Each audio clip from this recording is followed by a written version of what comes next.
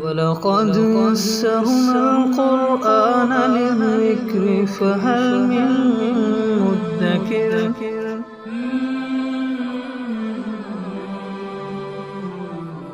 سورہ معارج۔ اعوذ باللہ من الشیطان الرجیم، بسم اللہ الرحمن الرحیم۔ سأل سائل بعذاب واقع للکافرین لیس له دافع من اللہ ذی المعارج۔ تعرج الملائکۃ والروح الیہ فی یوم کان مقدارہ 50,000 سنہ۔ سأل سائل بعذاب واقع، مانگنے والے نے ایک ایسے عذاب کا سوال کیا جو واقعاً للکافرین، جو کافروں پر آئے گا، جو عذاب کافروں پر آئے گا، لیس لہ دافع، اور اس کوئی شخص نہیں ہوگا جو اس کو روک سکے۔ بعض روایات میں آتا ہے کہ ایک کافر تھا جو بعض روایات کے مطابق نضر بن حارث تھا، وہ جو یہ مطالبہ کر رہا تھا اسلام کا مذاق اڑاتے ہوئے کہ اگر اسلام اور قرآن برحق ہے، یہ سچا ہے، اللہ کی طرف سے ہے، تو پھر ہم پر آسمان سے پتھروں کی بارش برسائیے، ہم نہیں مانتے اس کو، اور ہم پر کوئی دردناک عذاب لے کر آئیے۔ تو اس کے جواب میں اللہ تعالیٰ نے یہ آیات نازل فرمائی کہ یہ کس عذاب کا مطالبہ کر رہا ہے، جو عذاب کے کافروں پر آئے گا، اور جب وہ آئے گا پھر کوئی بھی اس کو روک نہیں پائے گا۔ اور بعض مفسرین یہ بھی کہتے ہیں کہ ان آیات سے مراد اصل میں خود نبی پاک صلی اللہ علیہ وسلم کی ذات، کیونکہ سابقہ آیات میں، سابقہ صورتوں میں آپ حضرات نے پڑھا کہ اس طریقے سے مشرکین، کفار، معاندین نبی پاک صلی اللہ علیہ وسلم کو پریشان کرتے تھے، کبھی ساحر کہتے، کبھی شاعر کہتے، کبھی کاہن کہتے، اور کبھی مجنون کہتے، ایسے مختلف ناموں سے آپ علیہ السلام کو پریشان کرتے۔ تو گویا کہ ان کے رد عمل کے طور پر اللہ تعالیٰ نے، یہ رد عمل کے طور پر نبی پاک صلی اللہ علیہ وسلم نے اللہ تعالیٰ سے عذاب کی درخواست کی، بعض یہ بھی کہتے ہیں۔ بہرحال ارشاد فرمائے کہ وہ عذاب کافروں پر آئے گا تو کوئی نہیں ہوگا جو اس کو روک سکے، من اللہ، وہ عذاب اللہ کی طرف سے ہوگا، ذی المعارج، جو چڑھنے والے راستوں کا رب ہے، یعنی آسمان پر جو فرشتوں کے چڑھنے کے راستے ہیں ان تمام راستوں کا وہ اللہ رب ہے، اس کی طرف سے وہ عذاب آئے گا۔ اور چونکہ اگلی آیت کے اندر فرشتوں کے آسمان پر چڑھنے کا تذکرہ آ رہا ہے، اس مناسبت سے پھر ذی المعارج کا لفظ یہاں ذکر فرمایا۔ تو ارشاد فرمایا کہ تعرج الملائکہ، فرشتے چڑھتے ہیں، والروح، اور روح القدس یعنی حضرت جبریل علیہ السلام، الیہ، اس اللہ کی طرف، فی یوم، اس دن میں، کان مقدارہ، جس کی مقدار 50,000 سنہ، 50,000 سال کی ہوگی۔ یعنی اس سے مراد قیامت کا دن ہے، جس دن کی مقدار مختلف لوگوں کے اعتبار سے مختلف ہوگی، کیونکہ ایک صورت کے اندر قیامت کے دن کی مقدار 1000 سنہ آتی ہے، 1000 سال۔ تو اصل میں اس دن کے اندر مختلف لوگوں پر مختلف سختیاں ہوں گی، تو بعض لوگوں کو سختیوں کی وجہ سے وہ دن 1000 سال کا محسوس ہوگا، اور وہی دن بعض لوگوں پر زیادہ سختی کی وجہ سے 50,000 سال کا محسوس ہو، اور وہی دن ایمان والوں کو، اللہ کے نیک بندوں کو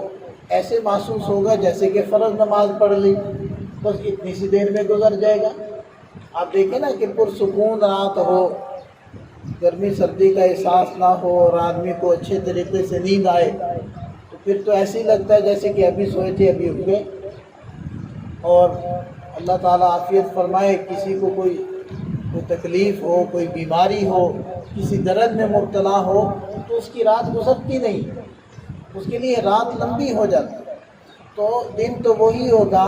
لیکن کسی کو مشقت کی وجہ سے زیادہ لمبا محسوس ہوگا اور کسی کو کم مشقت کی وجہ سے وہ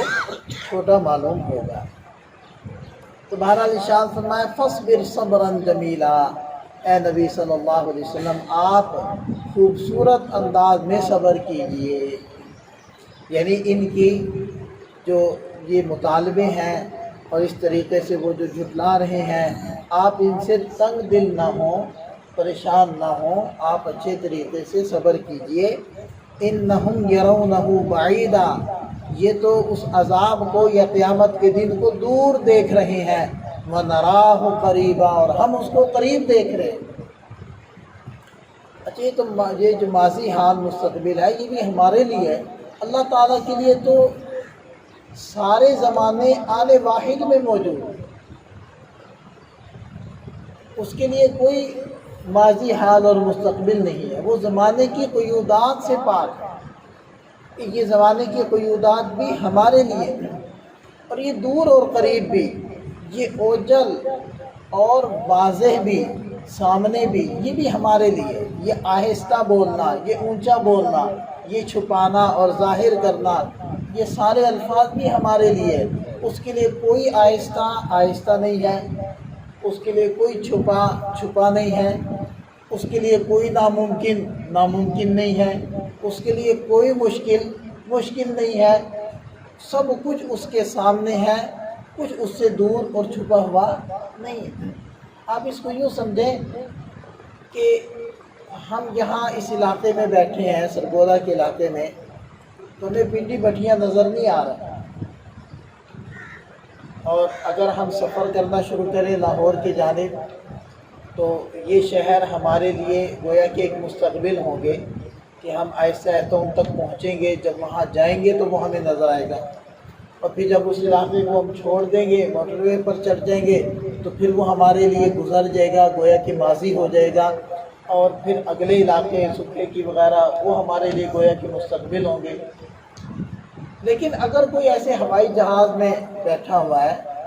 اور وہ قدرے بلندی پر ہے، بہت زیادہ بلندی پر نہیں ہے کہ جہاں سے کچھ نظر ہی نہ آئے نیچے، قدرے بلندی پر ہے، تو دیکھیں اس کو سرگودا بھی نظر آ رہا ہوگا، اس کو پنڈی بٹھیاں بھی نظر آ رہا ہوگا، یا اس کو پنڈی بٹھیاں بھی نظر آ رہا ہوگا اور آگے سکھے کی بھی نظر آ رہا ہوگا، یا اور قریب کے علاقے آپ لے لیں، تو نیچے جو بیٹھے ہیں، یہ نیچے جو گاڑیوں میں سفر کر رہے ہیں، ان کو ایک علاقہ بس نظر آ رہا ہے جہاں وہ موجود ہے، اگلا نہیں نظر آ رہا، لیکن جو اوپر ہے ان کو دونوں علاقے نظر آ رہے ہیں۔ تو آپ اس مثال سے دیکھیں کہ ہماری مثال گویا کہ ہم نیچے زمین پر سفر کرنے والے لوگ ہیں، اور اللہ تعالیٰ وہ سب کچھ جانتے ہیں، اس کی نظر میں سب کچھ ہے، اس سے کچھ اوجھل نہیں ہے۔ تو اس لیے فرمایا کہ یہ تو بعید دیکھتے ہیں اس عذاب کو، لیکن ہم قریب دیکھ رہے ہیں۔ یوم تکون السماء کالمہل، جس دن کے آسمان پگھلے ہوئے تانبے کی طرح ہو جائے گا، وتکون الجبال کالعہن، اور پہاڑ دھنی ہوئی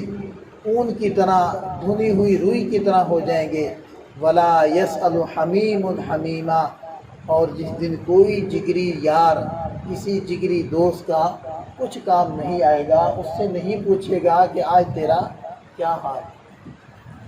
میں سوچ رہا تھا اس آیت کا مطالعہ کرتے ہوئے کہ یہ تو قیامت کا دن ہوگا کہ جس دن کوئی جگری دوست بھی کسی کے کام نہیں آئے گا، ہر ایک کو اپنی پڑی ہوگی۔ یوں کہ مناظر تو ہمیں دنیا میں بھی نظر آ جاتا ہے، جب کوئی مشکل آن پڑتی ہے، خاص طور پر جب اجتماعی کوئی پریشانی آتی ہے، تو اس وقت تو دنیا کے اندر بھی نفسا نفسی کا عالم ہوتا ہے۔ ابھی کورونا گزرا ہے، اس میں آپ دیکھیں گے کیا صورت ہے، اور ایسے ہی کوئی مصیبت آن پڑتی ہے تو اس وقت بھی دنیا کے اندر بھی کوئی کام نہیں آتا، اور دنیا کے اندر یہ مناظر قائم ہو جاتے ہیں، اور وہ ہولناکی جو قیامت کی ہوگی وہ تو ہوگی ہی ایسی کہ وہ اس قدر زیادہ ہوگی کہ ماں دودھ پیتے بچے کو بول دے، اس کی پرواہ نہیں ہوگی۔ اور آگے جو آیات آ رہی ہیں اس میں اور زیادہ یہ حقیقت واضح ہوگی۔ اللہ تعالیٰ ہمیں اس دن کے اندر ثابت قدم فرمائے، اپنی رحمت کا سایہ ہمیں اس دن میں نصیب فرمائے،